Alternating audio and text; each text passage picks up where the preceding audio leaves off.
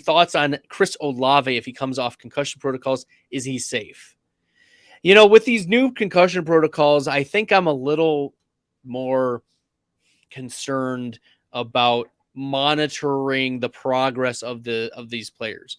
Like the look, if you saw the video for the Chris Olave concussion, it looked bad. Like I don't think it was quite too bad, but it looked pretty bad. And he laid down there for a little bit. I was concerned.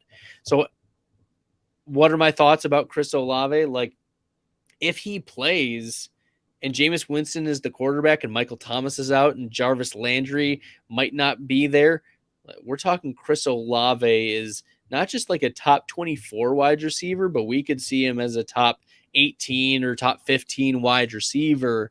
This is a situation I'm listening to, and I probably won't. And this is definitely one of those wide receivers I'm not finalizing rankings until like right before kickoff because concussions are non-linear, right? It's not as though a player can be like, oh yes, I meet this and this and this. You know, they can, you know, regress and things can get worse. So I'm just monitoring the situation. His upside, of course, is sky high.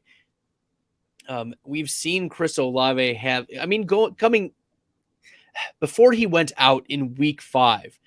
Olave had a 38% target share from Andy Dalton. Okay, this dude was dominating. He's currently the wide receiver 17 in fantasy points per game. And since week 3, he hasn't finished lower than wide receiver 18. Okay. Yes, week 2, he had 330 air yards, but right. He only played 45% of the snaps and still finishes the wide receiver 18 last week. So the sky is the limit. We've actually seen a wide receiver 6 finish week 3 against Carolina for Chris Olave. So if he's out there, if the talk about him right before kickoff is he's good to go, then he's, as I said, safely wide receiver 18, if not wide receiver 15 or higher. So situation worth monitoring, but yeah, I like Olave's upside.